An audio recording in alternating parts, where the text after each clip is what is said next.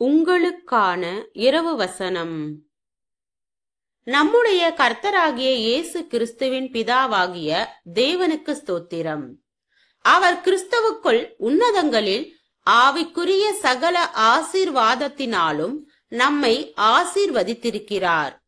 தமக்கு முன்பாக நாம் அன்பிலே பரிசுத்தமுள்ளவர்களும் குற்றமில்லாதவர்களுமாயிருப்பதற்கு அவர் உலக தோற்றத்துக்கு முன்னே கிறிஸ்துவுக்குள் நம்மை தெரிந்து கொண்டபடியே பிரியமானவருக்குள் தாம் நமக்கு தந்தருளின தம்முடைய கிருபையின் மகிமைக்கு புகழ்ச்சியாக தம்முடைய தயவுள்ள சித்தத்தின்படியே நம்மை இயேசு கிறிஸ்து மூலமாய் தமக்கு சுவிகார புத்திரராகும்படி முன் குறித்திருக்கிறார்.